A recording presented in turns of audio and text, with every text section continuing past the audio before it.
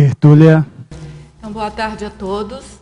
Hoje é dia 14 de novembro de 2013, é uma quinta-feira. O verbete é de número 2841. Ele tem 6 páginas, 51 logias e 10 máximos. O tema é consim terminal. A especialidade de somatologia. Quem redigiu o verbete é o veteraníssimo e continuista Leonardo Rodrigues. O Leonardo Rodrigues, na verdade o nome dele é Leonardo Luiz Guimarães Rodrigues, é professor universitário, graduado em farmácia e psicologia, especialista em acupuntura, brasileiro, natural do Rio de Janeiro, capital, voluntário da Conscienciologia desde 2010, docente da Conscienciologia desde 2010 e tenepsista desde 2006. A consim terminal é a consciência intrafísica, homem ou mulher, fora de possibilidades terapêuticas de cura somática, vivenciando a etapa de pré-desativação do soma. Na pensenologia, nós destacamos o holopensene pessoal da mega priorização evolutiva, os prioropensenes, a prioropensenidade, os evolúcios pensenes, a evoluciopensenidade, os ortopensenes, a ortopensenidade. Na fatologia, o aprendizado pela dor ou pelo autodiscernimento.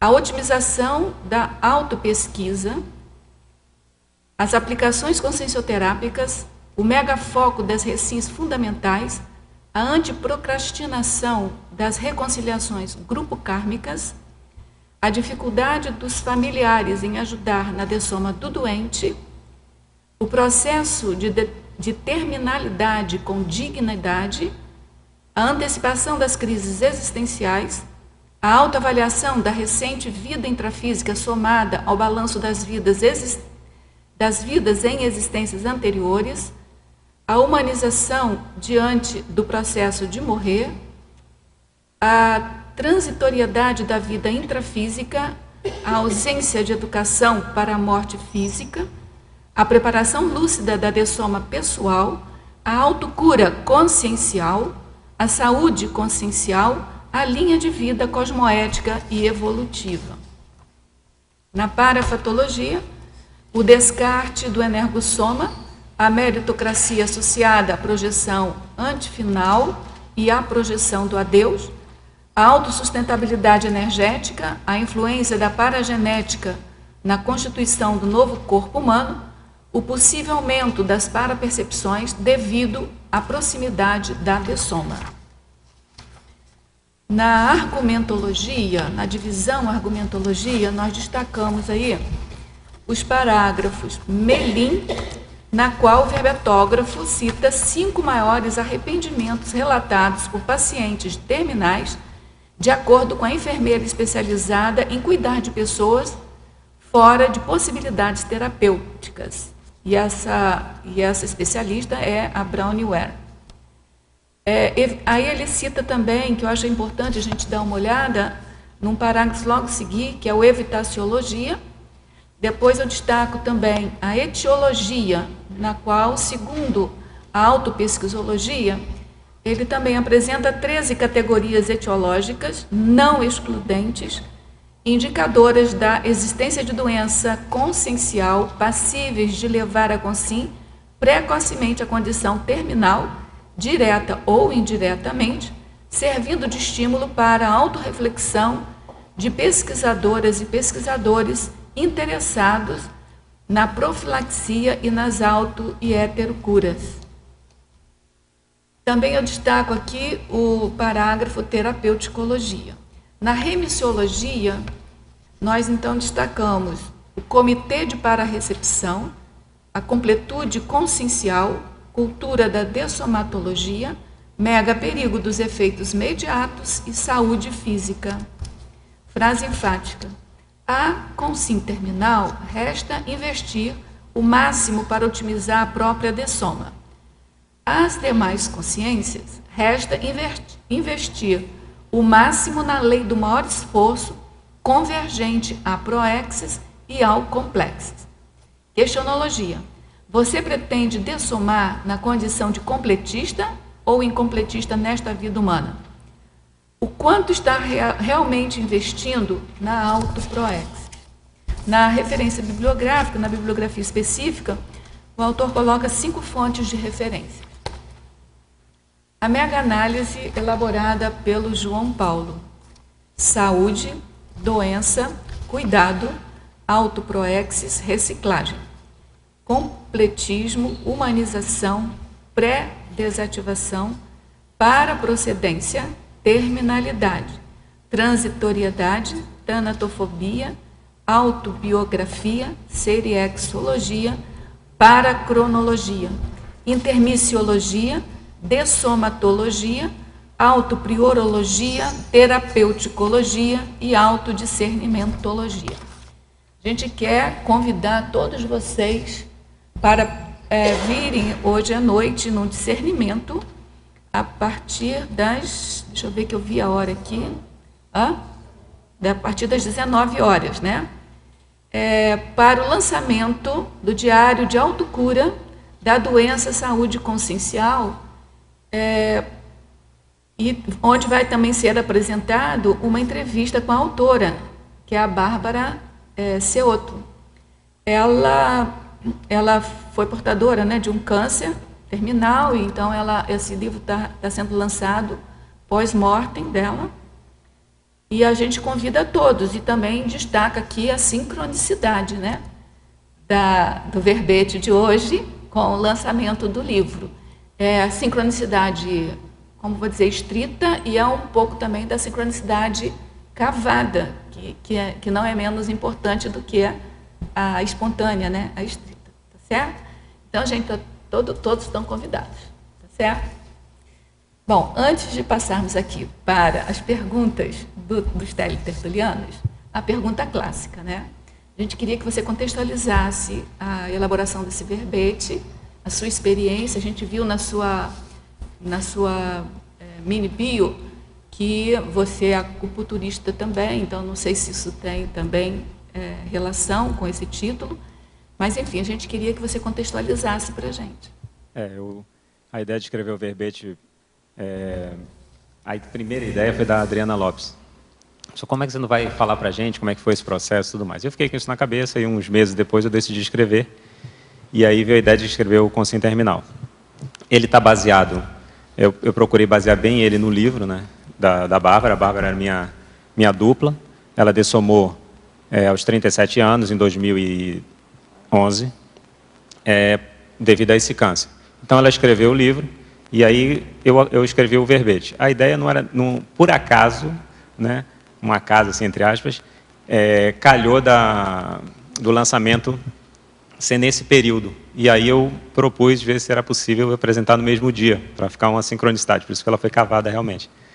Então foi mais por esse motivo, né, na minha ideia de explicitar, com o objetivo de gerar reflexão no que é importante. Realmente, na acupuntura, eu trabalho com acupuntura, eu dou aula e trabalho atendendo, e eu já tive a oportunidade de atender vários pacientes em condição terminal. Então, o objetivo é, basicamente, qualidade de vida, diminuir dor, porque realmente não tinha mais nenhuma possibilidade de cura.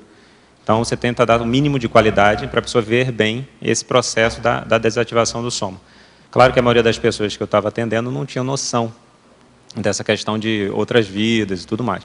Às vezes tem outras linhas de conhecimento, tem gente que não acredita em nada, e isso tudo eu vejo que dificulta um pouco essa desativação do soma. E tem muita questão familiar envolvida, né? Os próprios familiares negam a doença. Então, teve casos que eu fui atender um paciente, e a primeira coisa que a esposa dele falou foi assim, ele tem 2 massas no fígado, mas ele não é câncer. Ela fez questão de frisar que não era uma doença, né? E ele teve mais ou menos uns 2 meses de vida, mais ou menos. Já estava com a barriga muito inchada, as ascites, já tinha líquido extravasando para a parte interna. Então, já era uma situação bem delicada, e ele estava com doença terminal. Mas o próprio familiar ele nega aquilo. Ele não quer vivenciar isso. A morte é um tabu ainda social. Você e a Bárbara já conheciam a Conscienciologia na ocasião que ela ficou doente? Já. Ela conheceu a Conscienciologia. Ela já tinha feito um curso da Conscienciologia, ela conta no livro. Eu não vou falar os detalhes, vocês vão ter que comprar o livro para ler. Mas assim, ela já conhecia, tinha feito o curso e depois ela acabou se afastando. E aí surgiu o câncer, uns 1 ou 2 anos depois, e dentro desse processo de ressignificar a vida dela, ela voltou a entrar em contato com a Conscienciologia e otimizou ao máximo esse período que ela teve aí, essa mini morex que ela teve. Então ela se tornou professora, escreveu livro e procurou otimizar ao máximo esse tempo, né? Eu já tinha entrado na Conscienciologia também, já tinha saído e acabei retornando até, né? Logo um pouquinho antes da gente começar a estar junto novamente, eu retornei para a Conscienciologia e a gente trilhou esse pedaço aí junto. Eu gostei muito da sua fatologia quando você termina aqui, termina quase, né?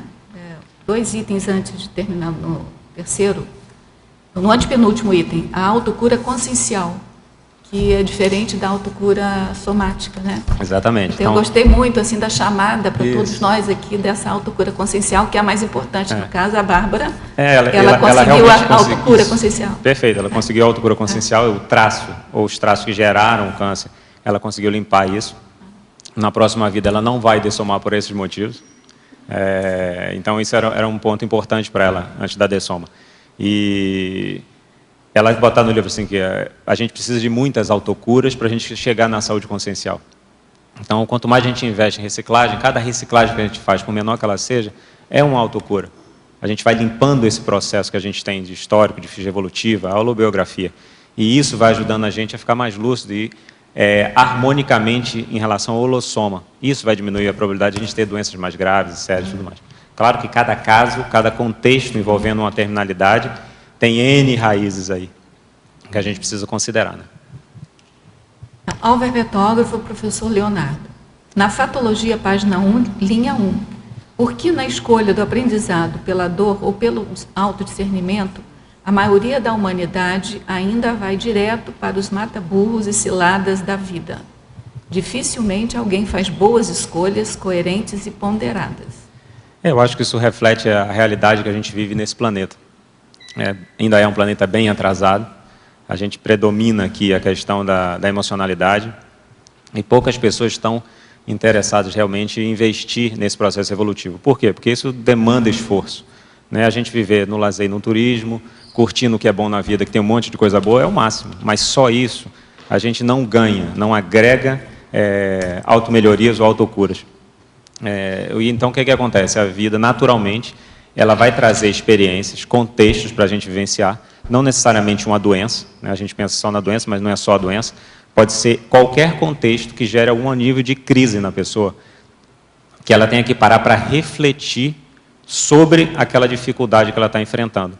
E exatamente porque a gente vai procrastinando, né, a questão das reciclagens, a vida traz essas experiências. E aí a gente tem que parar, obrigatoriamente parar, e tem a possibilidade de ressignificar ou de mudar aquele trafal, aquele traço consciencial imaturo que a gente tem. Mas isso é uma possibilidade, ou uma probabilidade. Por quê? Porque tem muita gente que passa pela questão da dor e fica reativo, fica revoltado, reclama de tudo e todos, e não absorve a questão de se melhorar com isso, de ver a doença ou o contexto mais difícil como uma oportunidade de amadurecer. A gente tem dificuldade com isso ainda. Por isso que a gente sofre mais. Mas eu visualizo que a gente começa aí nessa questão de antecipar, como eu botei no outro verbete, antecipar as crises conscienciais, as crises evolutivas, né? E isso, naturalmente, vai fazer com que a gente enxergue, a partir dessa autopesquisa, os fatos, os contextos que acontecem, demonstrando onde está o nosso ponto fraco, ou as nossas feridas, para que a gente invista nesse autodiscernimento, invista nessa autopesquisa e não passe tanto por esses sofrimentos, né, por essa imaturidade. Viemos aqui para ser felizes, a verdade é essa. Você falou uma coisa bem importante aí, quer dizer, o fato da doença não tem importância em si. A importância é a relação que a pessoa faz com aquele fato, né? Porque eu passei especificamente uma situação que, na mesma situação, 2 pessoas, uma foi para a evolução, a outra foi para o buraco. Na mesma questão. Na minha experiência, assim, como eu atendi várias pessoas nessa condição, o que eu vejo é que a maioria em peso, ela vai para o buraco, ela não absorve aquele aprendizado. É duro, é difícil, mas ela não absorve. E aí se revolta e acontece o oposto. Se isola. Às vezes não quer nem entrar em contato com ninguém da família, é só o mínimo de pessoas ali, porque precisa da ajuda. Mas você vê que a pessoa está sempre se lamuriando, sempre revoltada, desconfortável emocionalmente, assim, bem em conflito íntimo. Então, torna todo o processo mais difícil. E às vezes o amparador não consegue nem acessar a pessoa. Ela mesma bloqueia esse acesso.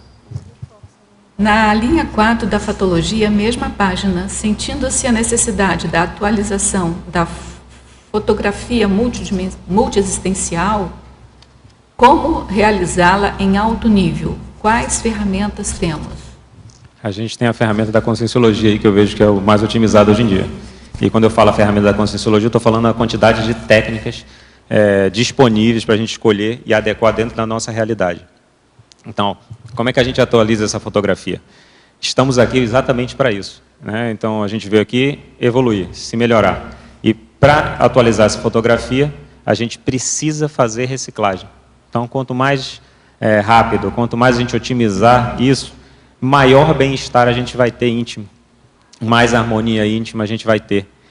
Quanto menos conflito a gente tem, mais saúde consciencial a gente tem. Essa atualização, assim, se a gente puder atualizar a fotografia multiexistencial a cada dia, melhor.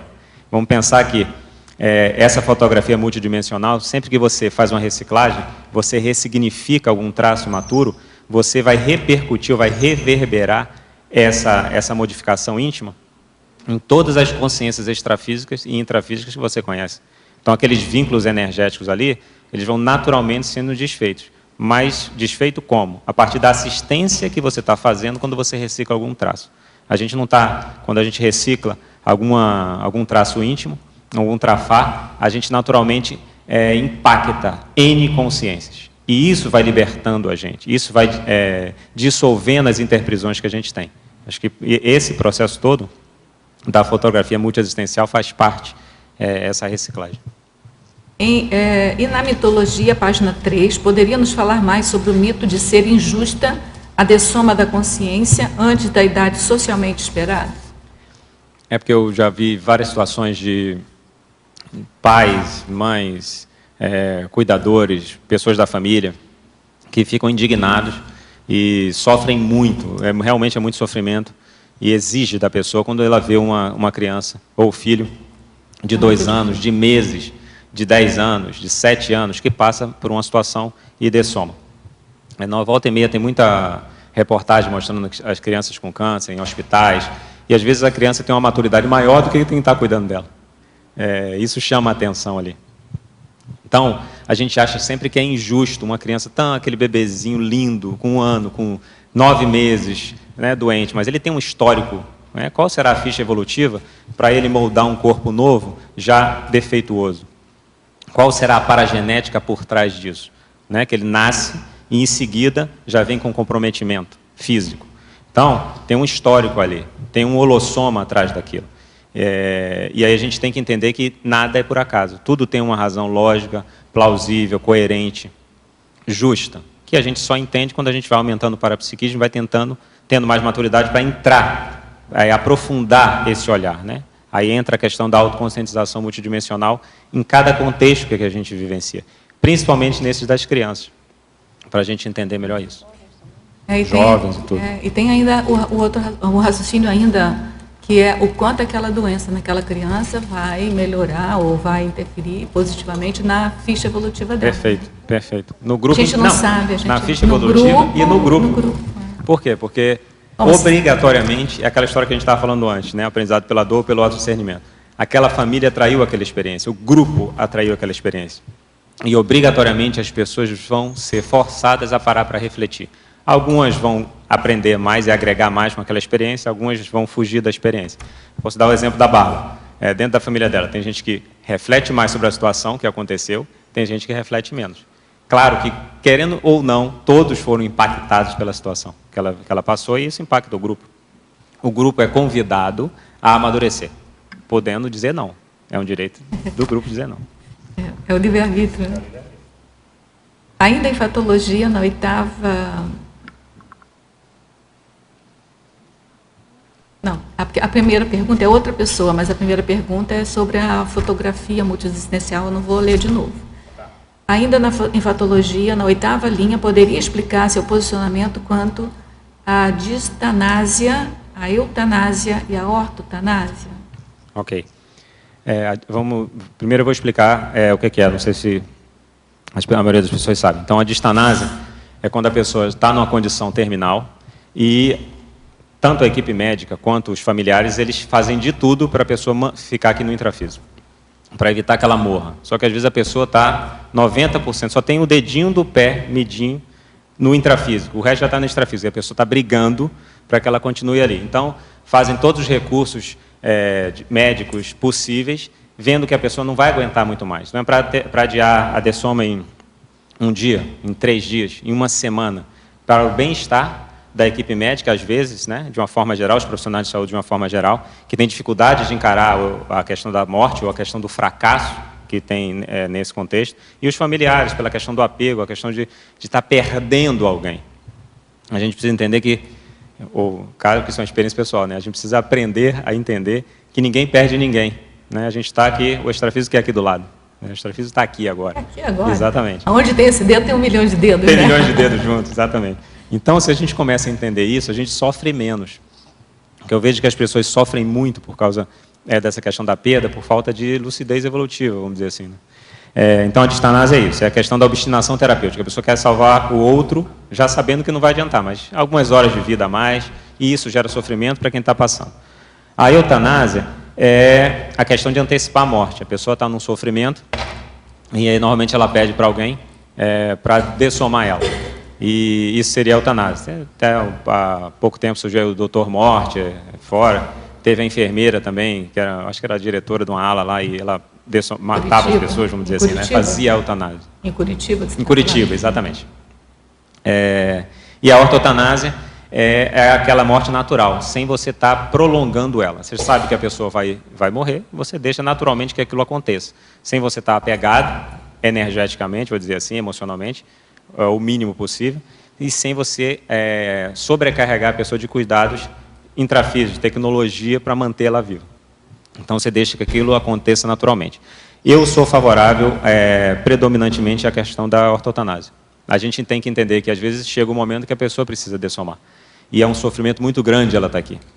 Só que a gente vê, na prática, é muito difícil para as pessoas.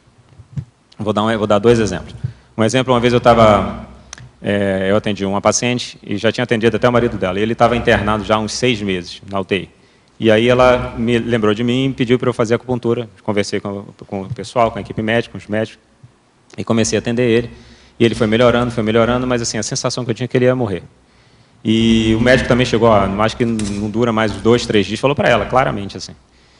E ela não aceitava aquilo. Acabou que ele teve uma melhora, ele melhorou, saiu da UTI, foi para o quarto, ficou mais uns 4 meses nesse processo daí para o quarto e consegui alta. Só que saiu já cheio de questões para se manter fora, e chegou um ponto, com 6, 7 meses mais ou menos, ele virou para ela, já em casa, e falou assim, eu não aguento mais, eu preciso ir embora, você tem que deixar eu ir embora. E aí, um mês ou 2 meses depois, ele morreu. Então, a necessidade era dela, não era dele. Ele já queria ter ido embora. E ela falava isso comigo, mas ela falava, ele não pode fazer isso comigo. Então, ela tinha um conflito nesse sentido. Então, ela exigiu dele que ele ficasse mais um período, e eu acho que isso aconteceu para facilitar ela entender esse processo. Ela vê que não dava mais para ele ficar aqui. Então, ele sofreu esses meses a mais, se alimentando diretamente no estômago, uma coisa bem desconfortável, para ajudar a ela, para que ela ficasse um pouco melhor para ele poder partir. A outra experiência que eu posso falar em relação a isso é a questão da Bárbara mesmo. A gente sabia que ela ia dessomar, cada dia que passava ficava mais claro, e ficou mais claro quando a gente entregou o livro. Quando ela entregou o livro, a gente falou assim, agora está próximo. O corpo já não aguentava mais, já estava bem debilitado, e em 11 dias ela dessomou. Consciente, assim. Então, 1h30 antes dela dessomar, ela estava completamente lúcida. E aí foi perdendo a lucidez ali, a gente já sabia que ia acontecer, e foi um processo bem rápido. Né? A questão do dessoma em si foi um processo bem rápido. Eu gostaria que na tecnologia, os 2 primeiros itens, que você comentasse assim, qual foi o aspecto de marcante, interessante, no cotejo entre até um ano mais de vida de uma pessoa comum e de um pré-terminal, de uma consciência terminal. Faz uma diferença enorme. Por quê? Porque a pessoa que ela vai morrer, se ela já passou por aquele período de revolta inicial, ela começa a pensar o seguinte: bom, vou morrer, não tenho o que eu fazer. Como que eu posso otimizar isso? E aí, na questão da Bárbara, ela investiu o máximo que ela podia em reciclar. E ela fazia uma reciclagem atrás da outra, uma reciclagem atrás da outra. No período que ela, por exemplo, no período que ela ficou dando aula no IPC, era a professora mais ativa. Então, teve anos que ela era a professora que mais entrava na sala de aula. E ela ia dar aula, às vezes com afta, com dor, tudo mais, chegava lá, dava aula e voltava, não falava nada para ninguém. Então, a obstinação que fica da pessoa querer limpar o máximo para ela poder dessomar um pouquinho melhor, faz uma diferença. Então, isso, a pessoa realmente sabendo que vai morrer, faz diferença. Eu posso citar, eu botei na bibliografia, o exemplo do livro Claro Como um Dia, que o protagonista, vou chamar assim, ele descobriu um câncer, ele trabalhava, era em uma multinacional, ele descobriu um câncer sério no cerebral, e ele tinha 6 meses de vida, mais ou menos. E aí ele teve que largar tudo. Olha como força uma reciclagem. Às vezes demora para sair de um trabalho 20 anos, sabendo que precisava sair antes. Então, numa questão de doença, a pessoa modifica os valores dela. E aí ele faz o quê? Ele larga a empresa, larga tudo e vai e faz um esquema. Esse livro é bem interessante, Claro Como o Dia. Ele faz um esquema de falar com todas as pessoas que ele conheceu para se despedir delas. Era uma forma até de se reconciliar com algumas, se retratar com algumas. E ele faz esse processo todo e dessoma realmente mais ou menos em torno de 6 meses. E a esposa dele finaliza o finalzinho do livro, né, o fechamento do livro. Então, acho que realmente quando a pessoa está doente, ela sabe que vai morrer, essa técnica funciona melhor, eu acho. Tá? Mas isso não é desculpa a gente não usar ela não, porque ela ajuda muito. A gente resolve muita coisa se a gente aplicar a técnica em mais um ano de vida. A Bárbara aplicava essa técnica constantemente. Ela, né, sempre era natural já. Qual era o próximo passo? Ela tinha várias metas. E eu acho que ela limpou a grande maioria das coisas aí, dentro desses aspectos que ela trabalhou. Eu botei aqui a técnica de mais um dia de vida intrafísica, para que a gente pare para pensar assim, no que é importante nos contextos que a gente vivencia a cada momento. A gente não dá valor às informações que chegam até a gente. E ali tem informações evolutivas, às vezes um operador faz um esforço para passar um dado para a gente, a partir de uma outra pessoa, e a gente não dá atenção. Então, a técnica de mais um dia de vida intrafísica é a gente estar presente ali no que está acontecendo, para que a gente possa valorizar e retirar o suco, vamos dizer assim, um sumo de cada experiência que a gente está passando. Leonardo, aqui na página 1, em atribologia, você fala sobre a hiperacuidade evolutiva prioritária, né? Como é que a gente consegue chegar nessa hiperacuidade, tanto na questão da consciência terminal, que eu acho que até tem uma convergência, né? Sim. Ou talvez quem faça esse esforço pode ter até um amparo para fazer esse discernimento, mas e quem não precisa, não está nessa etapa terminal? Você poderia aprofundar essa atribologia? Eu poderia dizer assim, que a consciência intrafísica é uma consciência terminal. A gente vai morrer, não tem saída. Eu concordo então, com nós você, somos questão de terminais. tempo. E isso sirva de estímulo para que a gente faça o melhor que a gente pode nessa vida. Então, não adiar muito as coisas. Tem até link com o verbete de antiprocrastinação. Não vamos procrastinar para fazer daqui a 3 anos, que a gente pode fazer no próximo mês. E a gente demora, às vezes, o que a gente poderia fazer em 30 dias, realmente 3 anos. Isso é uma perda evolutiva enorme, porque esse tempo que a gente perdeu, ele não vai retornar. Então, eu acho que a primeira coisa é a gente saber aonde a gente quer estar. Então, eu quero estar como, aonde, em que condição, daqui a quanto tempo? São 6 meses? São 3 anos? A pessoa define o tempo que ela quer. Ela pode dessomar antes, mas se ela dessomar antes, que ela esteja em dia com aquela fase da ProEx dela. Talvez ela não tenha tempo para executar tudo. Mas se ela estiver na ProEx dela, é difícil que ela dessome, é mais difícil, tá certo? Então, ela determina o que ela quer e aonde ela quer estar e foco prioritário nisso. O que eu vejo que atrapalha muito a gente é a questão da quantidade de informação que a gente tem no dia a dia. Então, a gente desvia com muita facilidade. Então, a internet, são, às vezes, assistências excessivas, a gente deixa a gente de lado. E isso não pode acontecer. Porque a nossa reciclagem talvez seja a que mais assista as pessoas. E a gente vai mudar a postura, o exemplarismo, a forma de abordar as pessoas, a forma de dosificar as informações que a gente vai passar. Então, eu acho que a gente precisa saber quais são as nossas prioridades. E as pessoas não sabem disso. Assim, o que eu vejo é que a maioria das pessoas, a maioria de nós, assim, a gente tem dificuldade em saber claramente quais são as nossas prioridades e o que a gente vai fazer, o que a gente vai colocar em prática, porque a prática tem que estar muito associada a essas prioridades. Né? O que a gente vai colocar em prática para chegar nessa condição que a gente quer. Acho que é bem isso. Então, assim, se a gente listar pelo menos um norte e vai atrás desse norte, o próprio fluxo, você já começa a ter essa hiperacuidade maior, né? Que essa questão da dispersão é difícil. Às vezes você põe as metas lá e, de repente, tem uma coisa secundária que você já põe como prioritária. Eu tenho experiência boa nisso. Quando chegava a virar o ano, eu fazia assim, uns 50, 60 metros para aquele ano. E aí eu fui vendo que eu ficava surtado, porque não tinha como eu dar conta daquilo ali. Então eu queria fazer tudo, dispersava energia. E aí no outro ano eu passei a fazer 30. Aí foi muito ainda. No outro ano eu passei a fazer 10. E hoje em dia eu faço umas 3 metas com algumas variáveis. Eu acho que mais de 3 metas, a pessoa tem que estar com um nível de organização muito bom. Então, se a gente faz muita meta, a gente dispersa. Então é melhor você ter 1, 2, 3 metas que você sabe que você vai cumprir.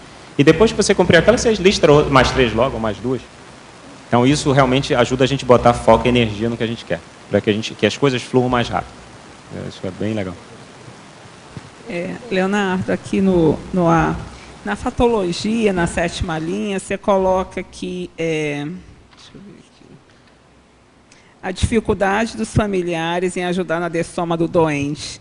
Então, como fazer para, por exemplo, nós, né, na condição de TARES, como que a gente pode exercer esse papel de ajudar nesse processo aí de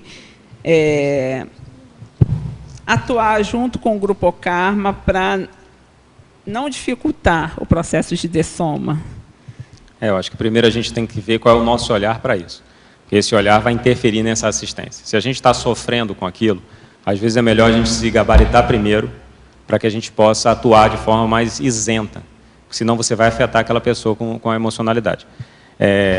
E às vezes é difícil, não é que a gente não vai sentir, não. A gente vai sentir, é duro, mas faz parte do serviço. Às vezes é você que vai ter que fazer aquela assistência. Então, aquela assistência é um estímulo para que você modifique, você trabalhe essas questões. Em relação à questão... Deixa eu ver... 7, né? Só um minuto. A dificuldade...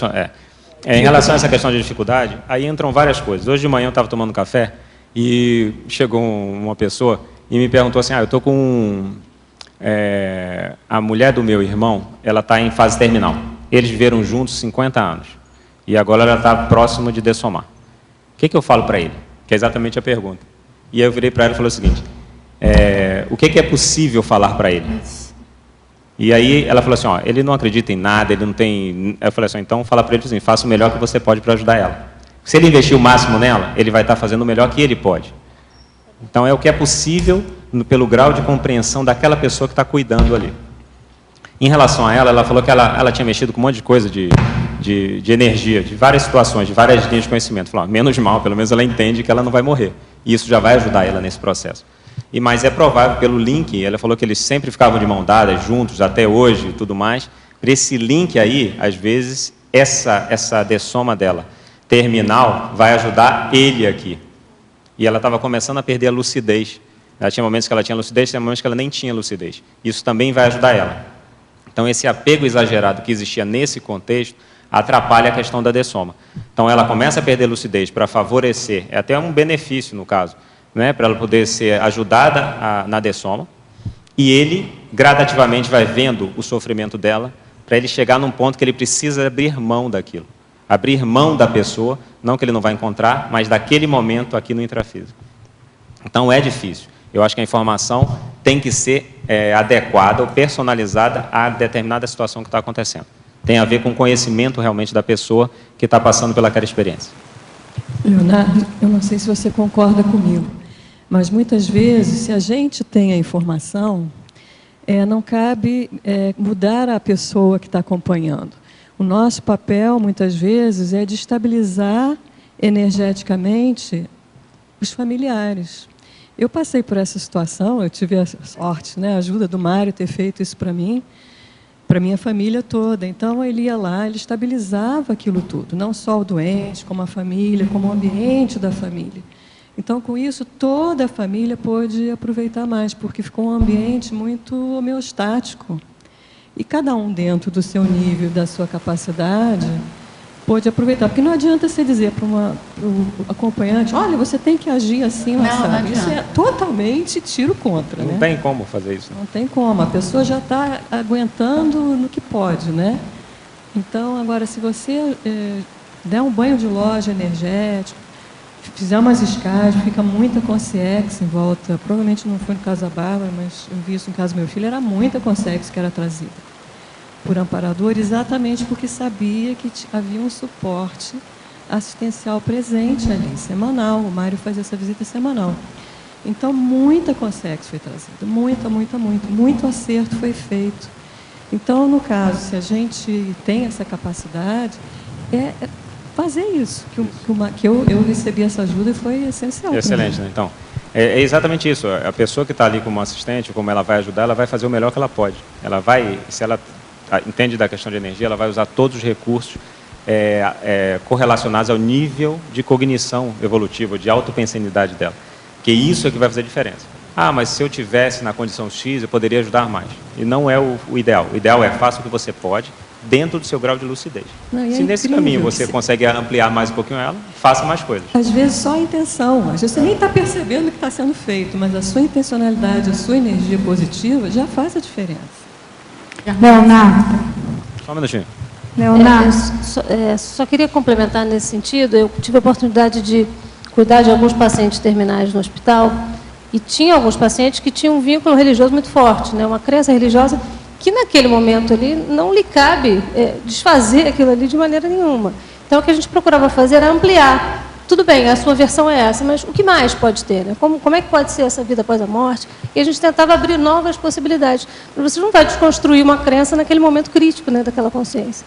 Então, o importante é que você tenha esse discernimento, porque não adianta fazer tares no formato que a gente está acostumado o tempo todo. Você vai derrubar, você vai tirar a muleta dela naquele momento. Não é a hora, né? Então, a gente procurava ampliar e falar assim, bom, enfim, que não seja isso, né? Além disso que você acredita, o que mais pode ter? E aí a pessoa, às vezes, começava a ampliar e abrir. Só dela criar assim, algumas sinapses novas, isso já pode ajudar, né? De você criar outras alternativas. Eu gostaria de fazer um comentário, posso? A respeito da experiência da dessoma do meu marido depois de 48 anos de casados. Então, quanto ao que você pode falar para a pessoa, ele já sabia que tinha pouco tempo de vida, eu também sabia, naturalmente, e ele não aceitava a possibilidade de uma existência após a dessoma. Ele era médico. Então, ele falava comigo, não, a hora que morrer acaba tudo. E eu dizia para ele, se você tiver uma surpresa, você me avisa. Né? Quer dizer, deixava pelo menos essa possibilidade, prepará-lo para uma surpresa. Outra coisa que ele fazia, muitas vezes ele me chamava e falava, vem cá para eu te ver mais uma vez, para eu me despedir. Né? Então eu ia, ficava ao lado dele e tal. E outra coisa muito importante é que ele dizia assim, o que mais me pesa de morrer é que eu vou te deixar.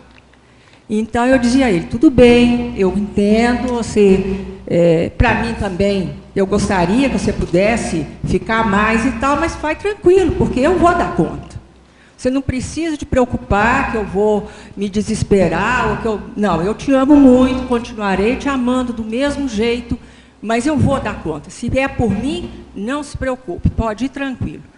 Mas ele ainda tinha muitas coisas, ele era um grande cientista, então ainda pretendia acabar de escrever um livro que não foi terminado e tudo, e ele teimava. Aí quem fazia a distanásia era ele mesmo, energeticamente. Ele não aceitava que ele poderia dessomar sem terminar tudo que ele se havia proposto, né? E foi muito difícil para ele a questão da dessoma. Eu digo até que ele foi dessomado. Por quê? Ele teve uma dor tão forte que precisou de ser anestesiado para ser submetido a exames médicos. E dessa anestesia ele não voltou. Então tiveram que dar um apagão nele, não é? Para ele poder partir talvez de uma forma mais tranquila. E quando ele estava no CTI, eu fui visitá-lo, eu estava também numa situação de saúde muito complicada, eu não podia ir ao CTI com muita frequência, mas eu consegui ir nos 2 últimos dias de vida dele. Então, no último dia que eu estive, eu falei com ele estava inconsciente, entubado, essa coisa toda. Eu falei com ele, olha, chega, seu corpo não dá conta mais. Não tem jeito. Vai tranquilo, meus filhos também foram, falaram coisas semelhantes. 20 minutos depois da nossa saída, ele dessomou. Entende? E o que acontece? O exemplarismo do acompanhante, no caso, ou do familiar, no caso eu, mãe daquela turma toda, parece que segura um pouco a onda de quem está à volta, né? E muitas vezes aconteceu de amigos ligarem para mim num desespero, porque ele tinha dessomado. E ficavam até certo ponto chocados com a minha tranquilidade. Isso acontece mesmo. Não, isso acontece. Realmente, eu acho que a situação foi o ideal. Então, esse exemplarismo da pessoa que está ali adiante da situação é fundamental.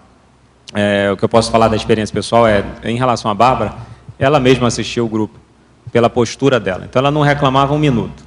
As pessoas chegavam do lado dela e ficavam incomodadas, porque se você chega e fica reclamando do lado da pessoa que não reclama, que está com o corpo ali já debilitado, é completamente incoerente. Se bem que tinha algumas pessoas que chegavam e reclamavam, tinha de tudo. Mas ainda cobravam, ainda pediam assistência e tudo mais. Mas realmente a postura de alguém próximo, que está ajudando ali a organizar, ajuda muito. Então eu diria que você contribuiu imensamente para a dessoma dele, para ele ter lucidez depois. Então, quando você fala, a energia que vem é que ele está lúcido, ele está bem agora. Então, ele, inclusive, mandou um recado para mim. Falou, eu estou vivo e vocês tinham razão. Ok, você percebe. E outra coisa também, Leonardo, eu estou tentando terminar o livro dele, que não é fácil, porque é um livro científico. É um livro das pesquisas dele. Certo. Mas ele deixou muita coisa encaminhada, muita coisa bem adiantada. E a secretária que trabalhava com ele, eu continuo tendo-a sob contrato para ver se a gente consegue terminar o livro e publicar esse livro póstumo, né? Eu diria para você investir nisso, que eu acho que ajuda muito. A gente cresce muito, amadurece muito nesse processo. Você vai começar a mexer com várias coisas e ele vai chegar para te ajudar. Isso aí não tem dúvida. Assim espero. Vai chegar para... Às vezes você não vai perceber, mas que ele vai chegar, vai. Tá certo. Leonardo, parabéns pelo verbete. Obrigado. Olha, eu tenho 3 perguntas aqui. Na fatologia, a página 4 inicia a proximidade do reencontro com a paraprocedência. Qual a experiência que você teve junto da Bárbara com essa questão? Não, ela também, como a senhora estava falando, ela também foi obstinada em não dessomar. Então, ela até bota no livro que ela fez tudo que ela podia. Chegou um ponto que não dava mais, que ela tinha que abrir mão. Ela tem uma filha que hoje está com 16 anos, que ela queria tentar ao máximo chegar aos 18, ficar mais alguns anos para até ajudar o processo da filha. Só que não foi possível, ela começou a ver que não dava. Então, ela chegou a um ponto que o corpo já estava tão debilitado que ela teve que abrir mão. Ela falou, não dá mais, realmente eu tenho que ir embora. E a partir daí ela desistiu de continuar aqui, porque não tinha mais o que fazer. Enquanto tinha, ela tentou fazer. Então, na minha experiência, essa proximidade da dessoma, a pessoa começa às vezes falar algumas coisas, uns links, assim, já que ela já está prevendo uma coisa futura, ela começa já a se sentir mais com sexo do que com sim, foram palavras da própria Bárbara. Então, ela começa a se desligar de algumas coisas intrafísicas, já não tem saco para fazer algumas coisas. Eu não quero mais olhar o livro, não. Então, a pessoa já está desgastada daquele processo terminal e ela começa a abrir mão de detalhes intrafísicos, dessas questões intrafísicas. Você vai se desapegando naturalmente. E chega um ponto que ela, às vezes, tem questões de perceber consciência, não é todo mundo que tem, mas ela percebeu algumas presenças, tinha atuações assim expressivas com a família dela, que ela mesmo, a gente estava ali, ela chegava a uma consciência e ela falava assim firme e completamente diferente do padrão dela, com a família, às vezes dando umas duras fortes assim. E esse processo todo, acho que foi um mérito dela de poder ajudar ao grupo dela a dessomar. Então, ela já sabia que ia dessomar, a gente fez a questão da escritura para a cremação, 4 dias antes ela assinou essa escritura, ela listou para mim, 2 dias antes, uma lista com 13 itens, eu coloquei algumas no livro, vocês vão ter que comprar o livro para ler. Ah, isso mesmo. E aí ela coloca essas listagens, ficou só comigo, e eu só mostrei para a família depois que ela dessomou. Para quê? Para que fosse impactante deles verem o seguinte, ela já sabia que ia dessomar, e ela coloca claramente tudo que ela queria que fizesse.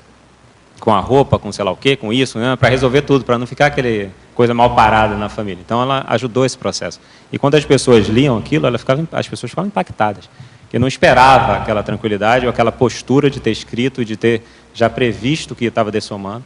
Então, essa proximidade aumentou esse foco na assistência para o grupo dela. Isso foi uma coisa que realmente chamou a atenção do próprio grupo. Na linha 8, tem despersonalização do paciente. Seria isso? Na linha 8. Esse eu vou deixar a especialista aqui responder.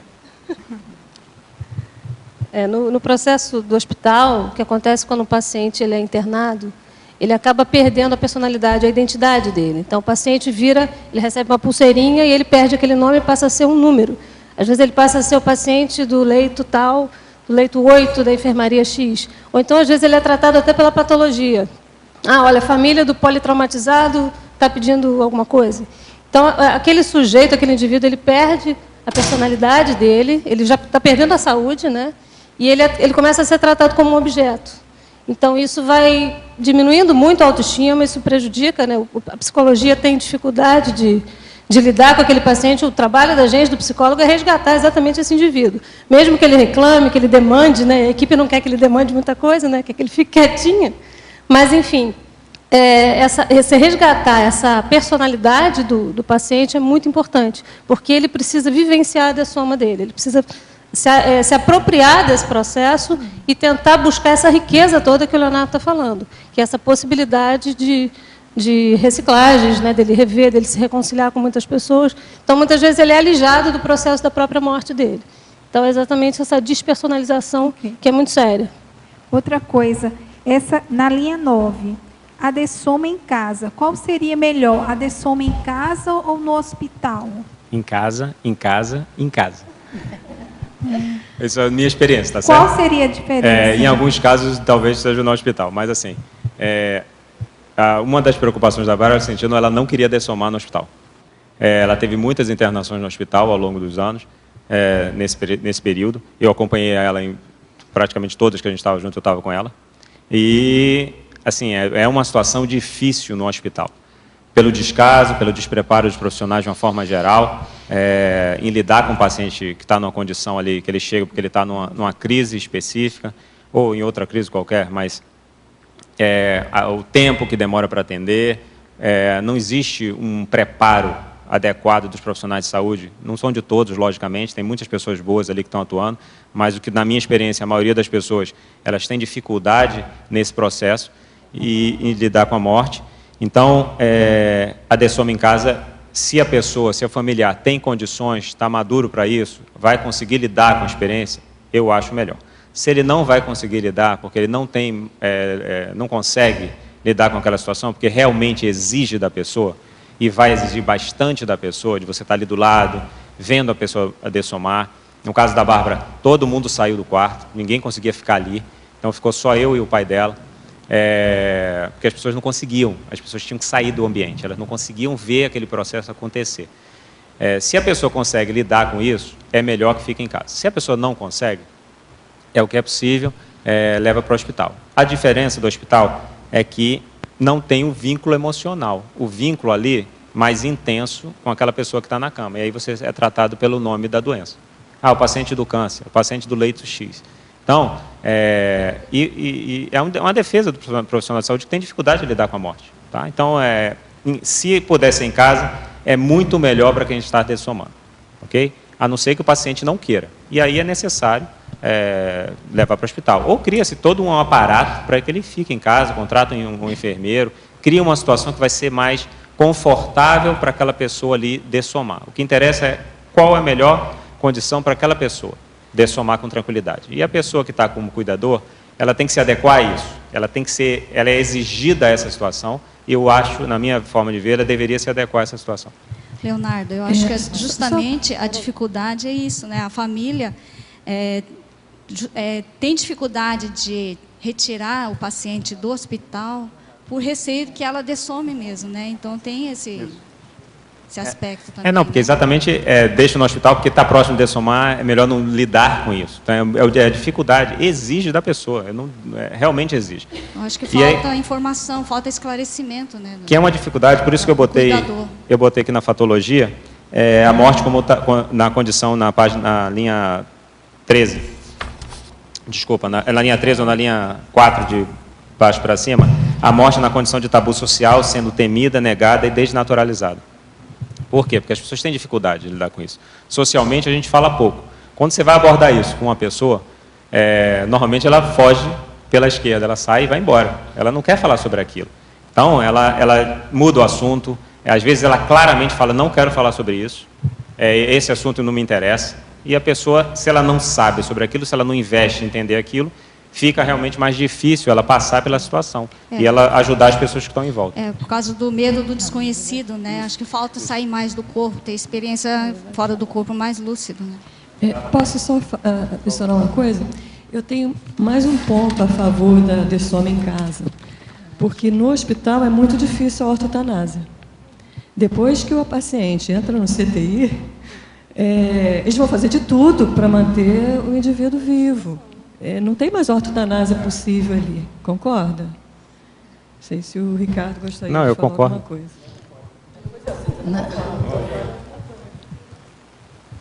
Eu acho que tem certa... Enquanto ele está... Alô.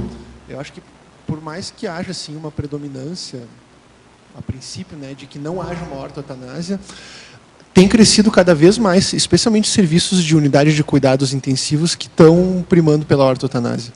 Eu mesmo, recentemente, apesar do intensivismo não ser a minha área, eu sou médico de família, mas eu andei acompanhando aqui os colegas da UTI, e os colegas aqui têm uma postura muito séria, assim, muito interessante em relação à ortotanásia, conversa franca, conversa aberta, uma conversa longa, né, com a família, e é bem interessante. Assim. Então, eu acho que está aumentando cada vez mais. Eu penso que é excelente isso. Eu penso que seria o ideal e isso deveria ser estimulado cada vez mais. Eu tenho visto alguns estudos de preparo até das equipes todas, dos médicos, dos enfermeiros, quem vai lidar com o paciente, mas o que a gente vê, na minha experiência, o que eu vi na maioria dos casos, é que não tem essa expertise, que eu acho que tem que ter.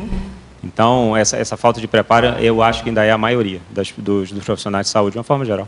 Agora, eu acho que tem uma questão, Ricardo, tem uma questão, assim, eu tive uma experiência na minha família, que a pessoa estava com máquinas de respiração e tal, e a gente sabia que ela estava terminando a vida da pessoa. E a gente só queria levar aquela pessoa para o quarto, para poder interagir mais com a família. Eles não permitiram, o hospital não permitiu isso no Rio. Não permitiu, porque se a pessoa dessomasse no quarto, poderia haver o médico poderia ser responsabilizado por negligência. Então não é simples, sabe? Se a pessoa está lá com aquelas máquinas lá, não é simples de você liberar a pessoa, não. Isso faz pouco ou faz mais tempo? Olha, faz algum tempo, deve fazer uns 8 anos. Sim, é porque hoje em dia já tem também a questão do consentimento informado, né? Hoje em dia, por exemplo, também já se tem conhecimento de que as pessoas, por mais que estejam inconscientes e por mais que estejam sedadas, às vezes ouvem, sentem dor, escutam. Então, já tem mais embasamento técnico para que se possa optar pelo não sofrimento, né? Eu acho que a gente está amadurecendo, é o que ele está falando. Isso só começa a aparecer em alguns locais, eu acho que é super positivo. Falta esse amadurecimento, falta essa conversa, esse investimento, essa educação para a morte, para ajudar a morrer. Então, isso é o que está faltando. E isso aí eu acho que é fundamental para que a gente vá amadurecendo esse olhar social para esse momento, né, delicado da pessoa. Agora, Leonardo, tem um detalhe também, assim, saiu um estudo recente, eu não li o estudo, mas eu li uma notícia sobre o estudo, de que acompanharam alguns médicos com doença terminal, e a grande maioria dos médicos não gostaria de ser submetido àquilo que eles submetem aos seus pacientes, né? Então, né, até posso te mandar o link se tu quiser. Manda depois para eu ler. Como é interessante isso, como isso, já imaginam esses profissionais escrevendo alguma coisa e passando isso para os outros médicos. Pode ajudar um monte, para os próprios profissionais de saúde de uma forma geral, vai ajudar um monte.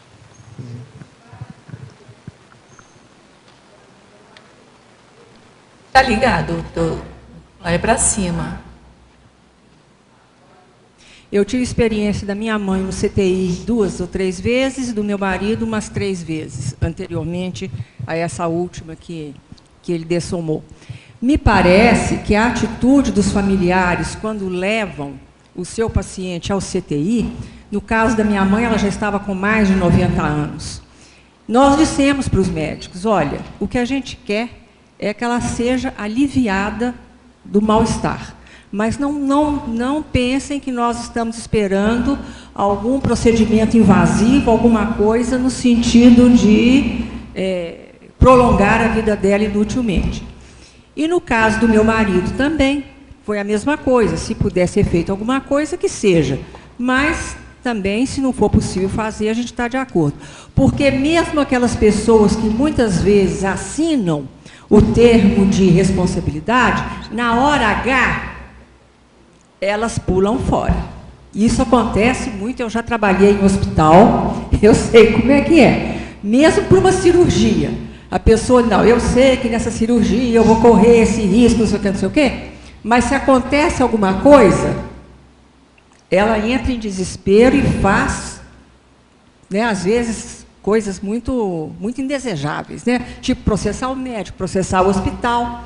E eu não sei se legalmente esse consentimento informado, se ele tem valor legal. Na hora que você pega um promotor ou que você pega um juiz aí, não sei se isso tem valor legal. Me parece que os médicos também, de certa forma, eles procuram se resguardar disso. É o que eu percebi. Valor legal, né? Foi feito, tipo uma... Igual você faz seu testamento de vida, você faz também um documento no sentido de como você quer morrer, né? Eu tive a oportunidade de atender uma pessoa e ela tinha 42 anos, estava no processo de dessoma. Ela pegou um câncer na língua, na boca, na parte inteira, né, nessa parte toda, e não conseguia se alimentar bem. E, naturalmente, ela foi no processo de dessoma. E várias vezes quiseram entubar ela e tudo mais, ela falou, nem pensar. Então, eu acho que ela morreu mais cedo exatamente por isso. Foi o melhor, não tinha muito mais o que fazer. Ela já estava bem comprometida. E os médicos respeitaram esse momento dela. E a família apoiou, a mãe dela apoiou, e realmente não fizeram um tratamento mais invasivo. E ela dessomou, menos de uma semana, ela dessomou. Então, acho que o paciente precisa ser escutado. No hospital, no hospital. Ela dessomou no hospital. E eles respeitaram isso, acho que foi positivo. Acho que isso vai começar a acontecer, acho que ainda é um processo muito lento, muito inicial, mas a tendência que eu espero, né, que eu acho que isso vai começar a ser mais discutido. Eu acho que quando a gente pode montar um home care em casa, e quando eu digo montar, não é contratar um home care, não, é você contratar as enfermeiras, ver o médico que vai poder fazer essa dessoma, porque se você contrata um home care, também quando você vê já está com sonda gastrointestinal. E eu não passei por isso. Consegui driblar essa situação, mas com muito carinho, muito amor, né? Enfermeiras que eu mesmo contratei. Então, demanda uma responsabilidade maior de quem está cuidando. Então, se a pessoa tem condição financeira, porque também não é barato, e se ela tem a condição psicológica para isso, o ideal é você tentar ter o médico da sua confiança, os enfermeiros da sua confiança, para fazer isso. Esse processo do hospital que ele estava falando, e é bem positivo que a gente perceba um amadurecimento das equipes de saúde. Quando a gente fala os médicos, claro, a gente não está generalizando, mas existem os profissionais que têm essa dificuldade. O médico ele é formado para salvar vidas, né? Então, o olhar para a morte é muito difícil. Ele continua, às vezes, tentando curar aquela doença, e não acompanhar aquele paciente até o momento da dessoma dele. Então, é uma questão de ponto de vista, né? Mas a gente percebe aí um processo de amadurecimento. Agora, o maior amadurecimento ele vai vir da consciência saber lidar com a sua própria morte. No momento que ela consegue entender isso, ela vai poder ajudar o outro. Porque enquanto a gente estiver mal parado com o nosso processo de dessoma, a gente não consegue se aproximar desse processo no outro, né? A gente vai evitar e vai olhar, não, vamos salvar essa vida de qualquer maneira. Leonardo, gostaria de saber, assim, dessa sua vivência aí, pessoal, esse período que você passou com a Bárbara, qual foi o traço força que você mais utilizou dentro da sua holobiografia E qual foi o trafar que mais dificultou essa sua convivência, a aceitação dessa passagem? E o trafal, o que você passou a desenvolver? Não, o que ficou claro para mim é que faltava mais maturidade. Então, a experiência foi exatamente para trazer isso. Faltava essa maturidade para olhar para a vida de outra forma. E isso eu acho que foi positivo, o aprendizado. Em relação a trafar, talvez a ansiedade de tentar reverter a situação, de mexer com isso. E o trafor, a determinação, acabou virando um monte de coisa. Eu comecei a perceber que eu já tinha trabalhado com isso em outras vidas, porque ficava muito tranquilo diante da situação toda, dos curativos, eu que fazia tudo. Então, eu fazia isso com muita tranquilidade. E eu, com certeza, que isso não foi dessa vida. Entende? Por mais que eu trabalhe na área de saúde e tenha visto bastante coisa, você colocar a mão, você mexer, você dar a injeção, você fazer esse processo todo, eu fazia com muita tranquilidade. E isso ficou bem claro, né? Essa habilidade e essa questão de estar determinado ali a atuar o tempo que fosse necessário para poder ajudar nesse processo da dessoma. Muito bom. Leonardo, aqui. Pelo que eu entendi, né, você estava presente com ela no momento da dessoma, certo? Eu passei por uma experiência semelhante, né, com um professor que era norte-americano, morava sozinho, e passou mal pela madrugada e me chamou para ir para lá, e eu fiquei com ele durante todo o tempo, até a dessoma dele. Eu queria saber de você, como que você pensa, como você aprendeu esse momento, o momento exato da dessoma, e o que você fez, como que você agiu, porque eu tenho um traço de autocobrança muito forte, então sempre que eu lembro da situação, eu lembro com muito pesar, assim, nossa, não fiz o que eu podia, com ressentimento mesmo da minha parte, né? Então eu queria saber da sua experiência, como que foi para você? A gente tem um traço parecido, essa questão da autocobrança, mas assim, o que me deu tranquilidade em relação a esse processo de dessoma, eu já sabia que ela ia dessomar, foi o fato de eu ter feito tudo que eu consegui enxergar. Dentro daquela condição de lucidez que eu tinha, tudo que aparecia que eu podia fazer, eu coloquei em prática. E a gente fica brigando para salvar o outro. Eu queria reverter a situação. Então, eu acho que talvez a parte mais difícil é você lidar com a impotência diante de uma pessoa que está dessomando e você quer ajudar e você não tem o que fazer mais. Então, a gente tem que aceitar o processo. Faz parte da vida, a pessoa dessomou, é o normal. É que a cultura nossa, ela cria isso aí como se fosse um monstro, né? E, na verdade, não é. Quanto mais a gente conseguir olhar isso de forma simples, melhor para a gente e para quem está ali naquela condição. Abre mão, tá tudo certo. Fez o melhor. Você foi lá, olha só, ele te ligou, olha que moral. O cara te liga, pô, estou precisando de ajuda aqui, estou morrendo. Não falou isso, mas você foi lá. E aí você chega lá, assiste ele, dá atenção a ele, tinha uma pessoa do lado dele no momento da dessoma. Pô, parabéns. Autocobrança, a vovozinha, como fala no seu voto. Só mais uma coisa, né? E como que você percebia a sua presença no contexto multidimensional? Porque eu tentei esterilizar energia, perceber, mas eu sabia que naquela hora dele estava complicado, ele estava com muita dor, ele dessomou. Eu não sei tecnicamente, né? Perdeu, eu não sei, acho que ele perdeu a lucidez, teve uma hora que ele ficou agonizando por um bom tempo, então fiquei sem saber o que fazer.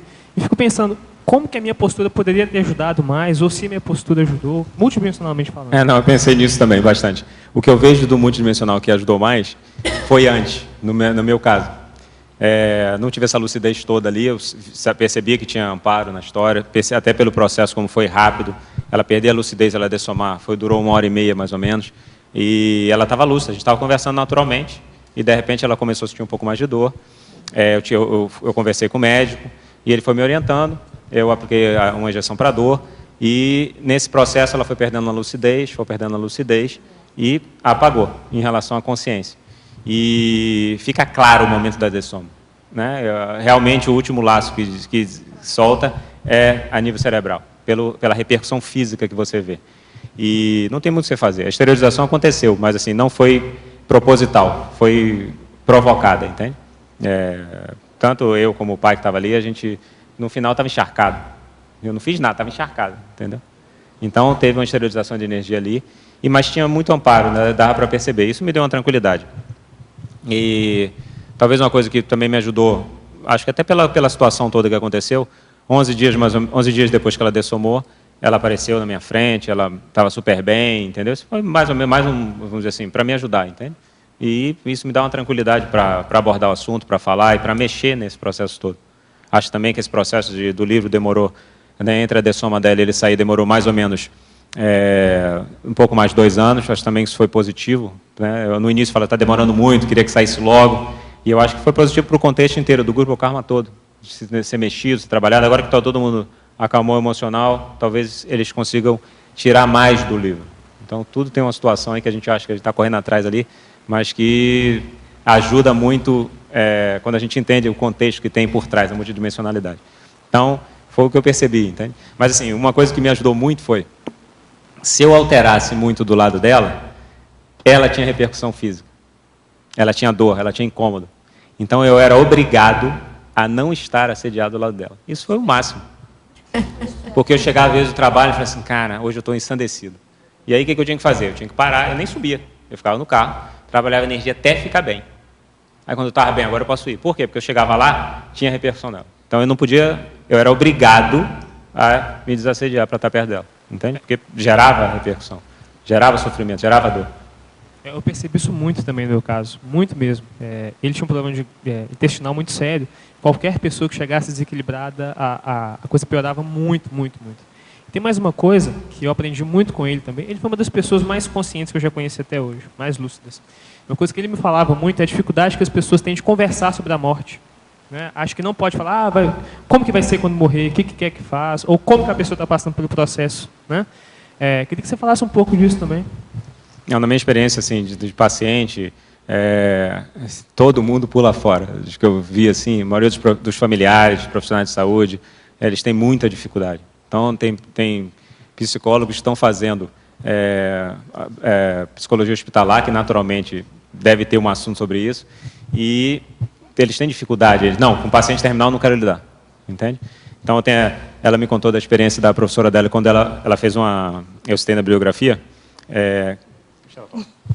a monografia do meu TCC, né, o final do curso da psicologia, eu escolhi falar sobre a relação do psicólogo com a morte, diante de tantos temas, né? E aí uma professora uma vez chegou, e aí, você já escolheu o tema da monografia? Eu falei, vou falar sobre a morte. Ela, escolhe outra coisa, isso é tão pesado. Eu falei, mas como assim, né? Quer dizer, o psicólogo ele se prepara para estar junto, né, do indivíduo no sofrimento, nas angústias, né?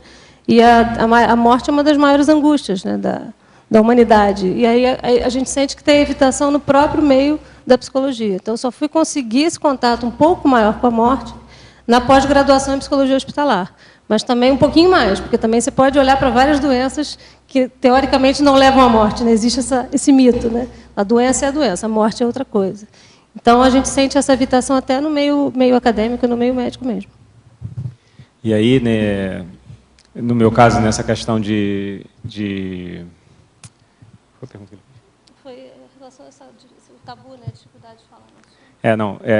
Tantos pacientes que eu vi que tinham dificuldade, e a própria Bárbara, ela tinha necessidade de falar sobre a morte, mas ela só falava comigo, que ela não podia, as pessoas em volta dela não conseguiam, porque elas entravam em desespero. Então, no finalzinho, assim, era muito difícil, que ela já estava fisicamente debilitada, bem lúcida, desassediando a família, mas debilitada fisicamente, e os familiares começavam a entrar menos em contato com ela. Então, eles falavam à distância, eles não entravam muito no quarto, entravam e saíam. Então, era a dificuldade de cada um, isso tem que ser respeitado. Então, é importante a gente ter alguém, ou a pessoa que está dessomando, ter alguém para falar sobre morte, se ela sentir necessidade. Às vezes a pessoa não sente, nem quer falar também. Mas se tiver essa oportunidade de ter alguém e a pessoa quer falar sobre isso, seria o ideal. A pessoa precisa trocar, precisa trocar até para se desassombrar, para entender melhor, para elaborar aquele momento de partir. Acho que é bem isso.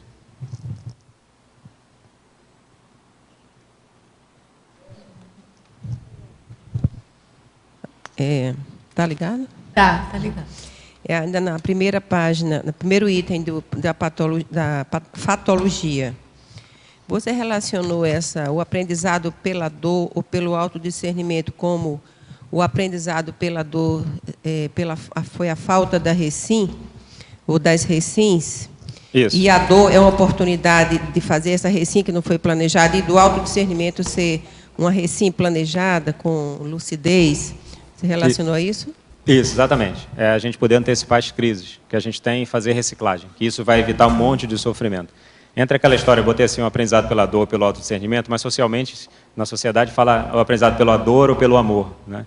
Mas a ideia aí é pela racionalidade, por entender o que está acontecendo, que isso que vai ajudar a pessoa a passar por uma situação de forma mais tranquila, ou antecipar essa necessidade de aprendizado. Tá, ok. Demais, mas é porque tudo isso me diz respeito. A senhora está contribuindo demais. Pode falar à vontade.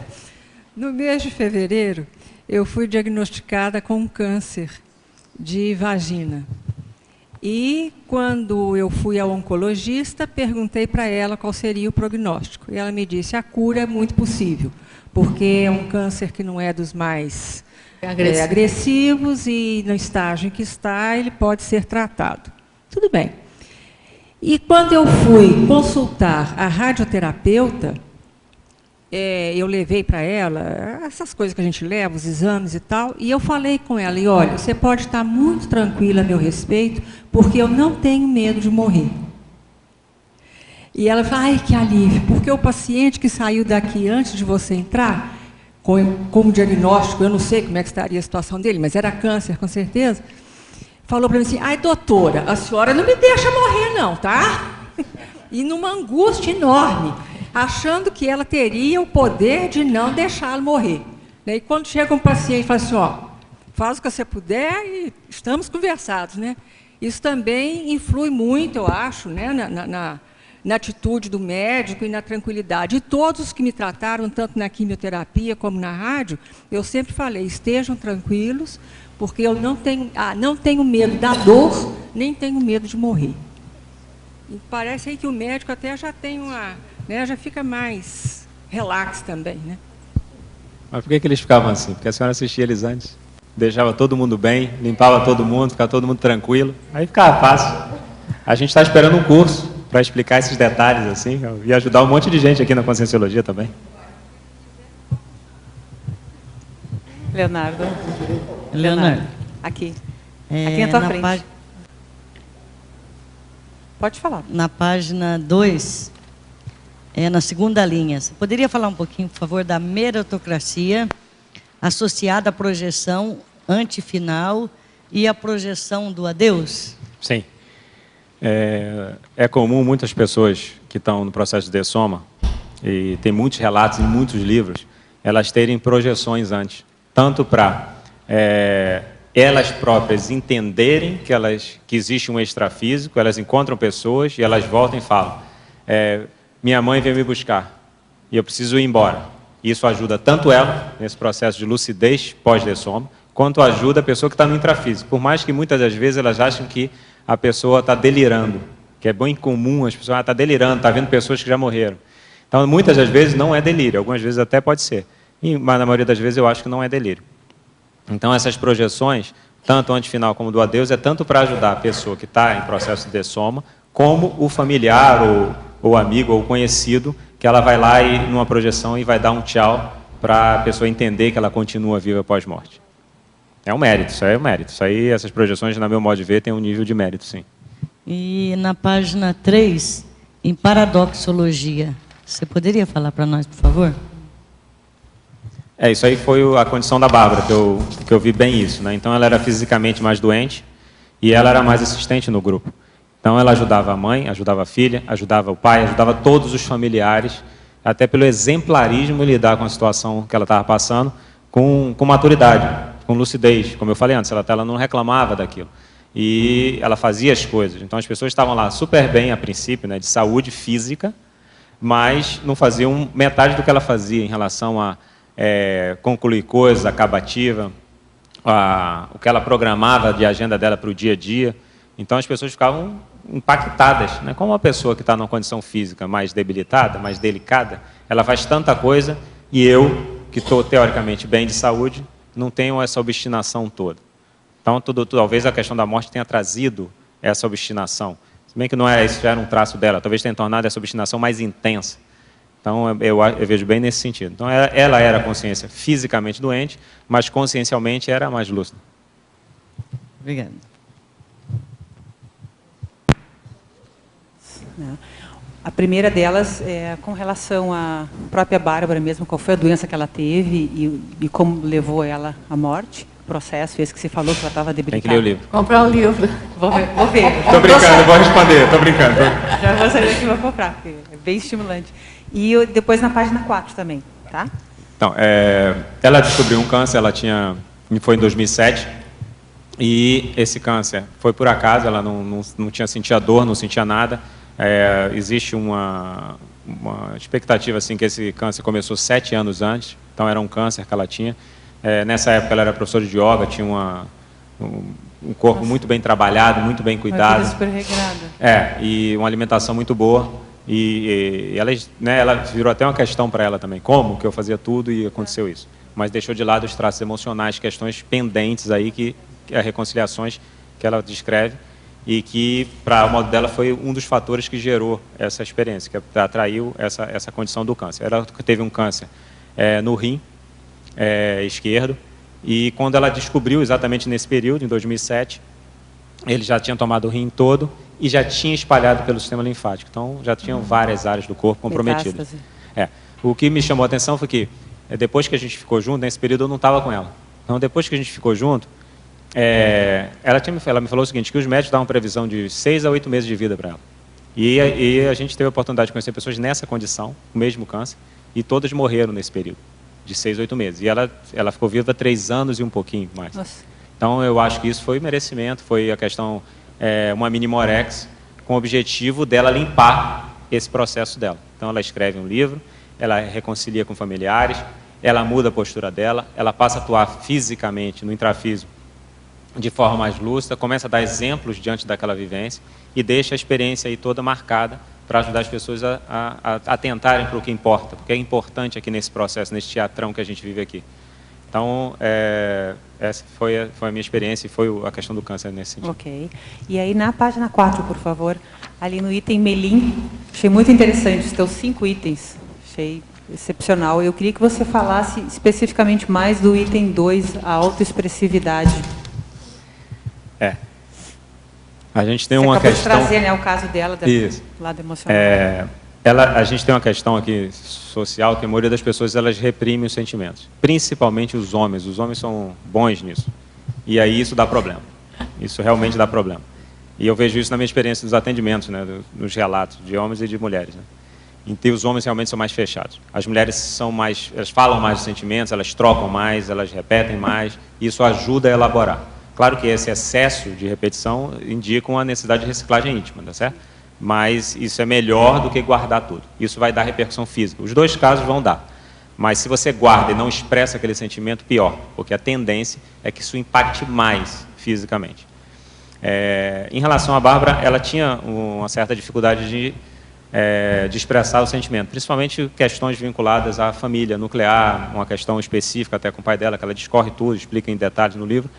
E a doença permitiu, né, era um medicamento amargo para que ela acordasse para isso. Tem momentos no livro que ela cita a questão da arrogância, do traço de não querer ser ajudada. Então a doença sensibiliza tanto que chega um momento que ela não tinha condições de fazer mais. E ela é obrigada a aceitar a ajuda das outras pessoas. Eu estava no meio da história também. Então ela não queria dar o trabalho, ela não queria, e a gente tem que aprender a trocar, né, interassistência. Então não é só dar. A gente, em algum momento, tem que receber. Não que a gente vai ficar pedindo, mas, naturalmente, essa assistência, essa troca, ela chega. E muita gente tem dificuldade de aceitar isso. Então, trabalhar esse emocional, expressar o que está sentindo, seja positivo ou negativo, com maturidade, refletir sobre aquilo e trabalhar esses aspectos ajuda muito a evitar N problemas de saúde. Tá. E eu vou aproveitar o gancho que você deu. Você falou que é uma dificuldade dos homens e que você conhece, a questão da autoexpressão. Você superou isso com a conscienciologia, com a autopesquisa? Você foi trabalhando esse traço? Eu mesmo. Você mesmo. Ah, tá. Eu não Já acho que eu falei de autoexpressividade, eu aproveitei para perguntar para você. Isso. Toda questão que eu tenho que expressar, bem ou mal, eu acabo expressando. Uma coisa ou outra menos, mas sempre que tem alguma coisa mal parada, eu gosto de deixar claro. Tá. Então, eu gosto de falar olhando no olho e objetivamente e expressar isso. Às vezes, você tem dificuldade de um ou outro sentimento, mas isso não quer dizer que você não sinta ele. O que é importante é que, muitas vezes, o que eu vejo nos pacientes assim, é que eles, às vezes, sentem e eles seguram aquela emoção. Tem gente que já se bloqueou tanto que nem sente, mas tem gente que segura aquilo para não mostrar. Acho que muita gente se associa com grau de fragilidade, de sentir menos, e aí entra um contraponto, né, com arrogância, de querer não mostrar uma fragilidade ou um sofrimento ali, né? Mostrar que é uma pessoa igual a qualquer outra, que tem dor, que sofre, que sente. Então, muita gente com dificuldade nisso. Leonardo, Ok, obrigada. Leonardo, eu queria que você fizesse um contraponto com essa questão da pessoa falar, se expor, desabafar, né, que é um traço que a Bárbara estava trabalhando, não é isso? E a questão daquela outra que reclama demais, né? Qual seria o ponto positivo entre esses dois fatos?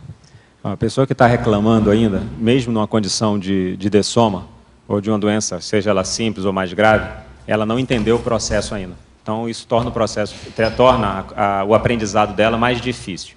Então, ela entra no processo de reclamação, por que comigo? Eu que sempre fui tão boazinha ou bonzinho, fiz tudo do melhor, nunca fiz isso. Então, às vezes, ela entra numa autovitimização e num processo de revolta junto. E reclama de tudo, né? Das pessoas, do que ela acredita, de Deus, de quem quer que seja. E ela não traz para ela a responsabilidade de lidar com aquela situação. E que eu vejo aí, na psicologia a gente vai chamar de loco interno e loco externo, só é o problema dos outros, é tudo externo. E em qualquer situação, em qualquer contexto, seja de doença ou não, que a gente atrai, que não seja positivo, a responsabilidade sempre é nossa. Sempre é da pessoa que está passando pelaquela experiência. Seja um contexto, seja uma doença simples, seja uma doença terminal. A pessoa trouxe aquela experiência, aquela vivência, aquele contexto, aquela doença, a partir dos pensenes dela, a partir dos trafares dela, a partir das imaturidades dela. E ela precisa fazer essa virada de entender isso e trazer essa responsabilidade, porque eu acho que a partir daí ela começa a aprender mais. Ela começa a ressignificar e dar um valor maduro ou positivo para aquela experiência que ela está passando. Você acha que a Bárbara, no caso, reprimia? O caso dela foi, a doença veio dessa parte emocional dela não falar? Ela coloca várias coisas aí, tá? Uma das coisas é isso, ela coloca algumas questões extrafísicas de outras vidas e tudo mais. Mas teve questão emocional, não que ela tivesse dificuldade de lidar ou falar sobre o assunto às vezes, mas ela tinha questões específicas com pessoas da família. Mágoas, ressentimentos, coisas não trabalhadas. E isso contribuiu, ao meu modo de ver também, um aspecto que contribuiu para essa questão da dessoma dela, para atrair essa doença. Né? A gente tem que entender o seguinte, se vocês têm alguma coisa para resolver, se retratar com alguém, sai daqui, já liga logo, já marca, já resolve, isso evita problema futuro. Pouco importa se o outro que começou. Peça desculpa, se resolva naquela situação. O professor Valdo falou hoje de manhã, né, a questão do perdão. Perdoe de antemão, é o pré-perdão até o ano 3000. Então, é um bom negócio. Eu perguntei para ele como é que era, só um instantinho, eu perguntei para ele anteontem, ontem, que hoje acho que ele repetiu, né? Como é que é o processo mental de perdão? Não tem que pensar, perdoa.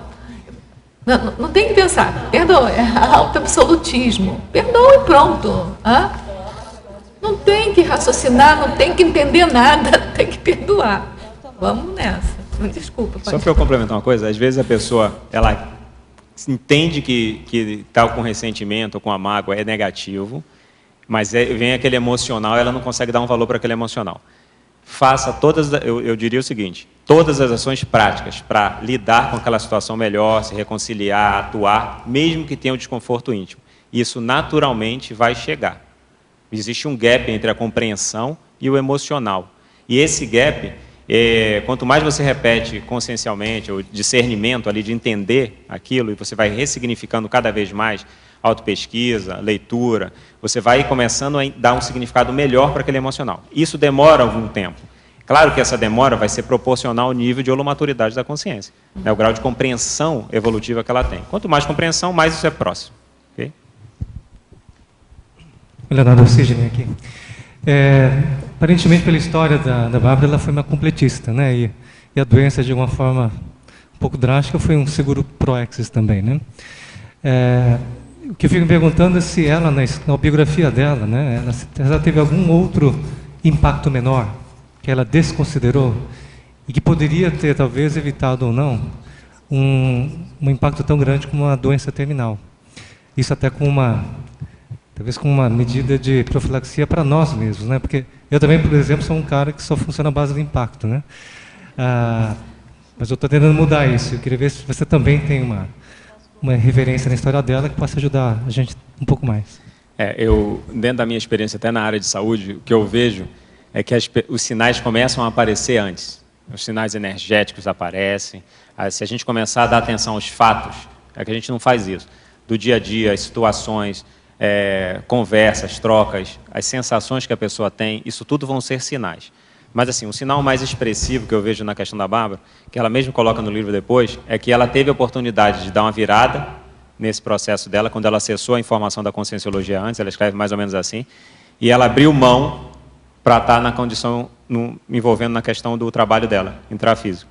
E eu particularmente acho que se ela tivesse entrado nesse período e não tivesse saído, ela talvez fizesse reciclagens maiores, e isso evitaria a dessoma. Talvez ela até tivesse o câncer, mas talvez ela não precisasse dessomar nessa vida. A dessoma, no fundo, ela foi positiva, porque ela marca a Bárbara, assim, consciencialmente, para que ela não repita isso em outra vida, não repita essas atitudes. Então, tem um lado positivo aí para ela e para o grupo que fica, para que ele possa, todos os componentes desse grupo, ter um olhar mais maduro, para a gente não adiar as nossas reciclagens. Então, vamos reciclar o mais rápido possível. Isso faz diferença. Exatamente o que você falou. Estou correndo atrás. Esse correr atrás é importante. Mas esse correr atrás tem que estar calcado em práticas reais, diárias. Não pode ser só na teoria, porque isso, muita gente se perde nisso.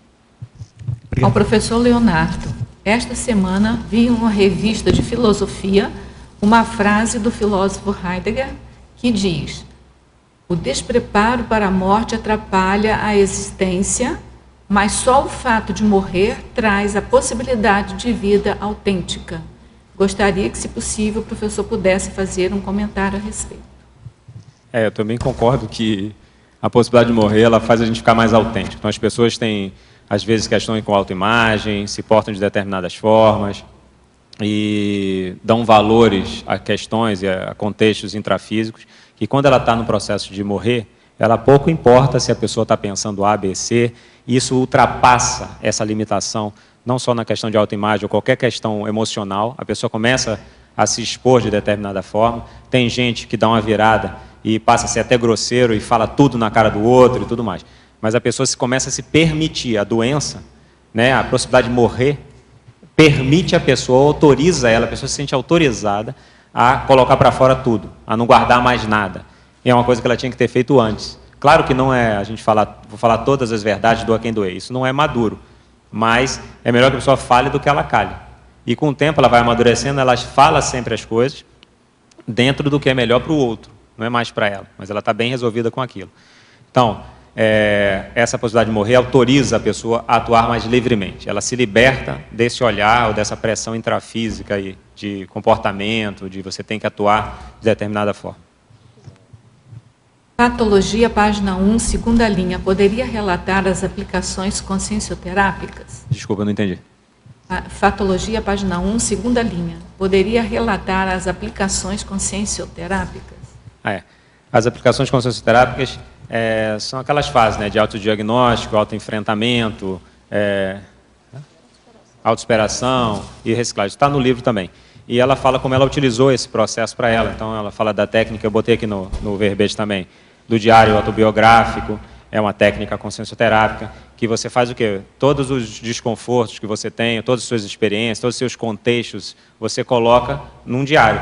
E claro que não é que você não vai olhar esse diário, você vai olhar esse diário, vai refletir sobre ele, vai repensar como que você pode vivenciar ou atuar numa experiência de forma melhor, mais lúcida. Então, esse diário vai permitir, é uma memória extra, né, que você tem. A nossa memória, realmente, infelizmente, é curta. Então, o diário ele permite que você volte e você tenha ali fixo para você começar a ler novamente, reciclar aquele traço, repensar de forma diferente, para você poder atuar. Eu vejo dessa forma.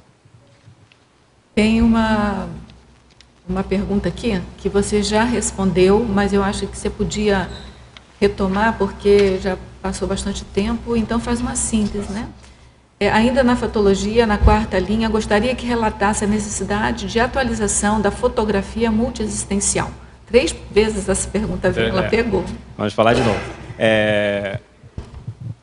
Estamos aqui para quê? Essa é a primeira pergunta que a gente tem que entender. Se a gente entende que estamos aqui para melhorar, mas isso pode ser uma coisa utópica.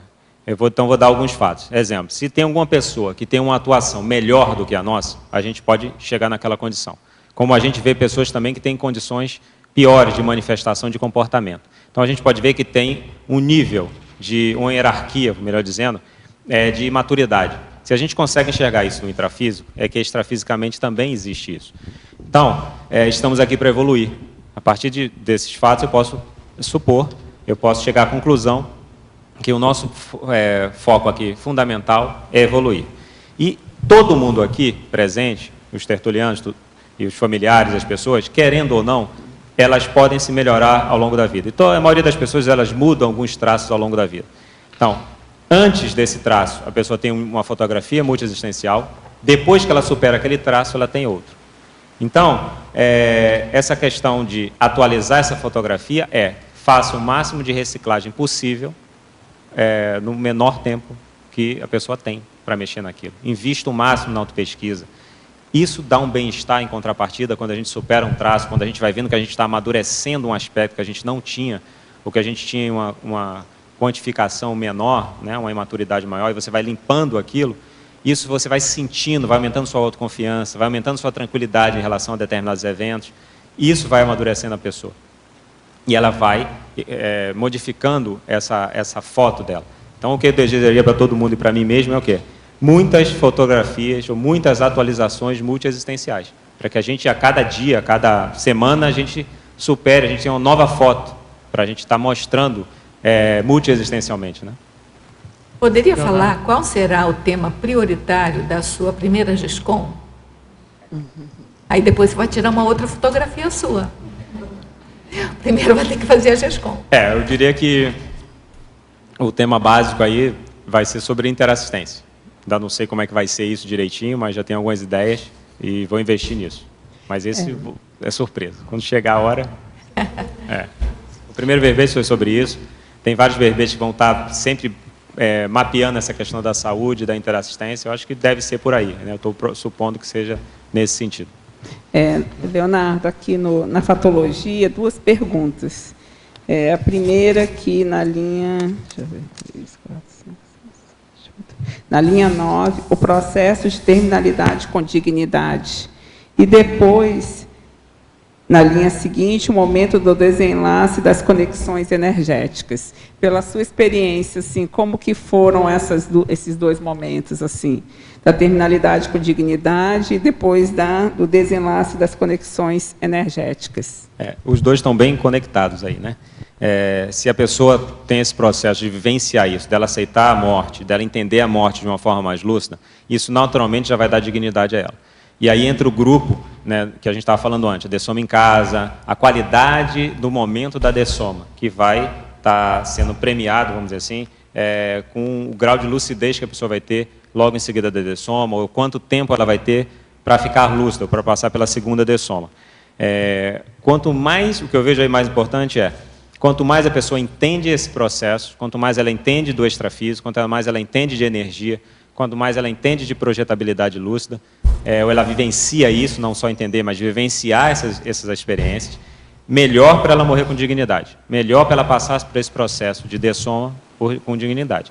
Todos nós aqui já dessomamos N vezes, né? Algumas vezes com mais tranquilidade, outras com menos, algumas pessoas trazem traumas, outras menos, mas quanto mais lucidez, mais a gente passa por esse momento de dessoma com mais tranquilidade. Então, esse momento do desenlace, esse processo de entender a morte, vai favorecer a lucidez pós-dessoma. Eu tenho para mim assim, o sonho de consumo para dessomar é passar pela primeira e segunda dessoma ao mesmo tempo. Esse seria meu sonho de consumo. Esse é o sonho de consumo todos. Leonardo, você estava na hora junto com ela, na hora da dessoma? Sim, eu estava segurando a mão dela, eu estava de um lado segurando a mão e o pai dela segurando a outra mão. E foi super bem amparado o processo todo, bem tranquilo. Você percebe quando a pessoa realmente dessoma, energeticamente, fisicamente, você tem repercussão. Você percebeu quando foram essa projeção final, quando ela dessomou, assim, você teve a percepção do processo? Não, eu percebi o momento que foi desconectado tudo, que ela dali não tinha mais nada no corpo. Ela não ocupava mais aquele corpo ali, o soma. Isso eu percebi, não percebi ela projetada em seguida, ou como ela foi levada. Ela, para meu modo de ver, ela foi, vamos dizer assim, anestesiada, para passar pelo processo com mais tranquilidade, entendeu? É porque tem as equipes, né, para recepção. Comitê de para-recepção. Comitê de para-recepção. Esse comitê de para-recepção eu botei aí na exemplologia. Está na remissiologia também. Está na remissiologia também. A questão de se a pessoa ser completista ou não. Então, a melhor forma de dessomar, ao meu modo de ver, é ser no completista. Seja completista, que é a melhor forma. Porque isso vai ter gente extrafísica te ajudando. Que tem um verbete que chama Comitê de Para-Recepção Assistencial. Então, queremos ser recebidos por quem, né, quando a gente dessomar? Vai ser recebido de qualquer maneira, mas vai receber por quem, né? Ao nível evolutivo do Comitê de Para-Recepção. Leonardo, deixa eu perguntar uma coisa para você, que eu percebi muito no meu caso, que eu senti falta aqui, a questão da solidariedade. Como é que vocês vivenciaram isso? Porque é muita gente que aparece para ajudar, não é? Não, tinha muita gente que aparecia, tinha várias pessoas, até do Instituto, tudo mais, que queriam ver ela, mas assim, ela já não dava mais para ela. Então, tinha solidariedade, eu procurava ser o mais delicado possível, né? Mas ela não tinha mais condições de receber ninguém. Sim, mas foram 3 anos ao longo desse... não. Nos 3 anos, não. Ela foi bem ajudada. Então, várias pessoas ajudavam na questão de medicamento, ela tomava os medicamentos durante 2 anos e meio, mais ou menos, ela tomou um medicamento que custava, a caixa na época custava em torno de R$7.000. Então, a gente entrava na justiça, tinham várias pessoas que ajudavam nesse processo. Tem muita gente que toma esses medicamentos caros e ninguém consegue pagar isso. Então, é tudo pela via justiça. E, então, muitas pessoas ajudaram, vários médicos ajudaram, fazendo os laudos e tudo mais. Muita gente em torno ajudou, não só nos medicamentos, mas... sempre que ela precisava de qualquer coisa, assim, em casa, perguntavam para favorecer o trabalho dela. As pessoas tinham um carinho especial, né, pelo histórico dela, até dentro do Instituto. E você acha que com isso ela aprendeu a receber mais? Eu acho que o que mexeu mais com ela, porque ela aceitava, e isso ajudava ela, mas isso eu acho que ainda era a um nível superficial. O que eu vi que mais mexeu com ela foi quando ela cita, e ela cita no livro isso, dessa questão de ser obrigada a aceitar a ajuda. Que mesmo no final, assim, com 3 anos nesse processo, já na radioterapia, ela teve que fazer algumas vezes, em períodos diferentes, às vezes ela ficava impaciente com uma pessoa que estava tratando dela, não tinha, e a pessoa estava querendo ajudar. E ela não queria aceitar, a dificuldade não era do outro, era dela e não aceitar. Então, esse processo do físico e ficando cada vez mais frágil, mais essa fragilidade, foi mostrando para ela que ela tinha que aceitar. E até o momento que ela não era até para mexer ela na cama, ela precisava de ajuda. Então, ela foi obrigada a aceitar isso. E isso ela conta no livro e ela bota como isso ajudou ela nesse processo de diminuir esse traço. E aceitar do jeito que vem, né? Não do jeito que a gente quer. Exatamente, exatamente. Que isso que é o mais complexo que eu percebi, é porque as pessoas dão o que elas podem dar. Isso. E às vezes dão de forma que dói na gente. Isso. Né? É uma ajuda que, na verdade, dói mais do que ajuda muitas vezes. Mas faz parte, né? Receber esse carinho que vem. Faz parte, bem ou mal, como a gente atrai, fica uma reflexão para mim até aí, como a gente atrai a experiência que a gente precisa para amadurecer. A gente atrai, querendo ou não, fazendo reciclagem ou não, a gente vai atrair a experiência. Que é para a gente ficar atento para algum aspecto, para que aquilo gere o aprendizado. Eu acho que ela aprendeu esse aspecto, mas isso foi cada vez mais no final. Acho que no início foi muito superficial e no final esse aprendizado ficou mais intenso pela situação física, pela necessidade dela, pela intensidade do que ela teve que passar para poder entender isso. E ela explica com as palavras dela no livro. Isso é a base da interassistência, né? Porque nem sempre a gente é assistido pelo supra-sumo da assistência. A gente é assistido às vezes, por nosso igual, né? Que não, a gente não tem é tão dificuldade capaz, com isso. não é? Eu diria que essa é a dificuldade maior de como aprender a receber o que o outro tem para dar. Né? Ô, Leonardo. Bom, pode falar? Oi. Pode falar? Aqui na patologia, eu estou tentando um tempinho. Na patologia, na linha 6, a dificuldade dos... Opa, 6. O ambiente frio do hospital, somado à frieza e ao despreparo da maioria dos profissionais de saúde. Porque nessa fase, né, terminal, o hospital acaba sendo uma extensão da casa, né? Ele acaba sendo, e muita gente não quer ficar nele, né? Tem situações que não tem jeito, os próprios familiares levam a pessoa para o hospital pela dificuldade, mas o que a gente vê, foi o que eu falei antes, assim, a experiência das várias vezes que eu tive aqui no hospital, várias noites que a gente passou, existe um distanciamento, e eu acho que esse distanciamento, a pessoa diz, quando ela está atuando dessa forma, que ela precisa daquilo para proteger ela emocionalmente, ela tem dificuldade de lidar com aquilo, é um mecanismo de defesa, não é que ela está com raiva do outro e nada disso, mas é uma dificuldade de lidar com isso. Então, quando a pessoa tem dificuldade, a atuação dela assistencial diminui muito. E aí esse ambiente se torna mais frio, não se torna tão acolhedor como a pessoa está próximo de alguém que conhece ou está dentro de casa. Então, realmente é delicado isso. Mas como é que você lida com isso? Como você lidou com isso? Não tinha muita saída. Então, a gente foi vendo o seguinte, quais eram os hospitais melhores. Chegou um ponto que a gente descobriu e a gente sempre ia para isso, que era o que tinha um acolhimento melhor. Sempre tem pessoas, não estou querendo dizer que todos foram frios, tem pessoas que ajudaram muito, que interagiam, que compreendiam, mas não era a minoria, na minha experiência foi a minoria. Então a gente ia no final a gente ia sempre no mesmo, porque a gente viu que ali era o lugar que tinha maior acolhimento, era mais fácil lidar com aquilo. Tinham coisas assim terríveis que eu passei com ela, em alguns hospitais.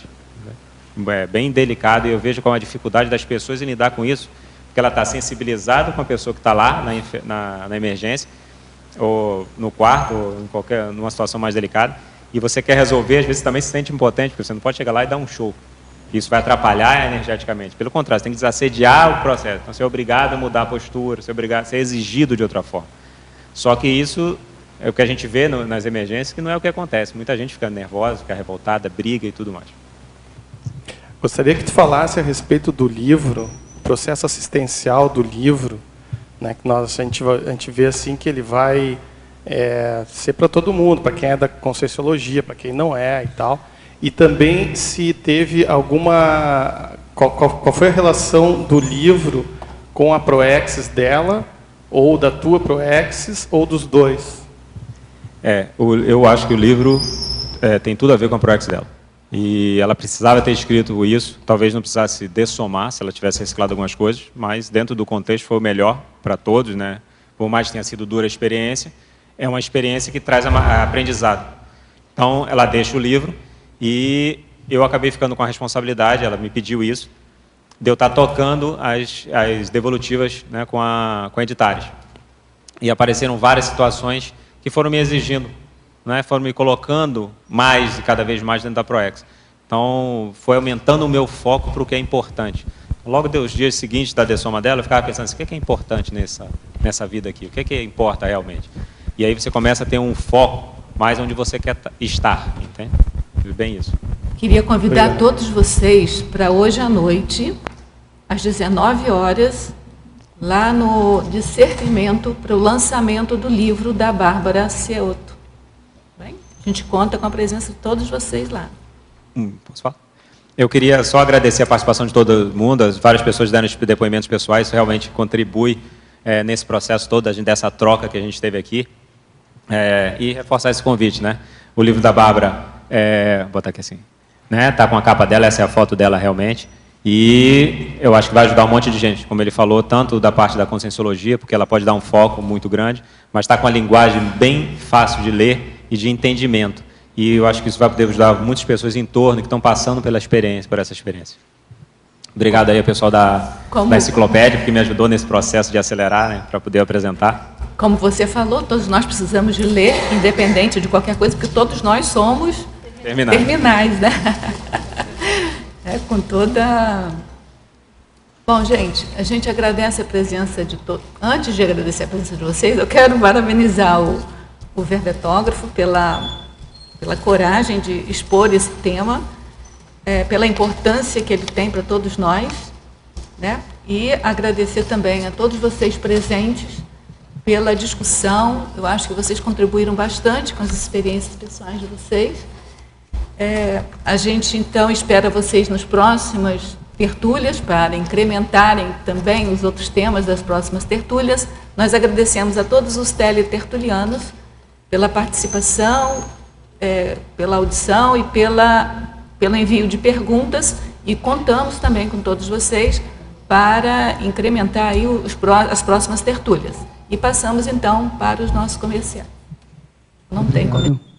Hoje tivemos 75 assinaturas no livro de presença, 24 perguntas presenciais e 8 online. Para amanhã teremos o verbete Antiassistência Musical. A especialidade é comunicologia, de autoria do verbetógrafo professor Bruno Camargo. Obrigado pela presença de todos, mais uma vez, e até amanhã.